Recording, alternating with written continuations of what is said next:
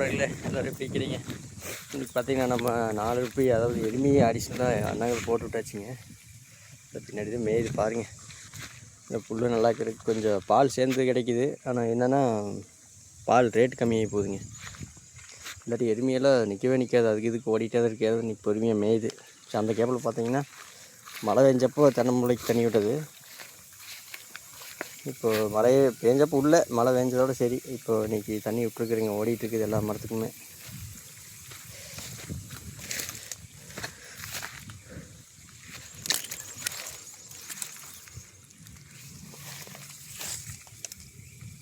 போது எல்லாம் இது ஒரு வருஷத்துலங்கும்போது ஒல்லு கட்டுறக்கு ஆரம்பிச்சிது.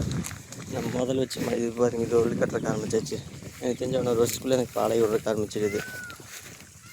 இது நீண்ட நாள் கழித்து வரக்கூடியது, அதே மாதிரி நீண்ட நாள் நம்மளுக்கு வருமானம் கொடுக்கக்கூடியது.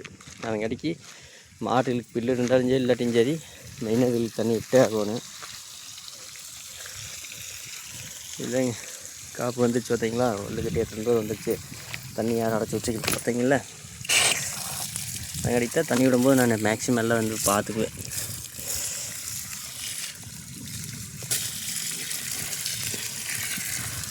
என்னதான் ஆட்டோமேட்டிக் சிஸ்டம் மாட்டினாலுமே இந்த மாதிரி வந்து செக் பண்ணுறது தான் பெஸ்ட்டு. இது வந்து அடைச்சி வச்சுக்கு தான் நம்ம ஒரு பக்கம் ஏதோ பிரச்சனைனால தண்ணி வந்து ஆனாகமே இருக்குது. இல்லை கம்ப்ளீட்டாக தண்ணியே கொண்டு வரேன். இது ஓப்பனெல்லாம் பண்ணி விட்டேன்.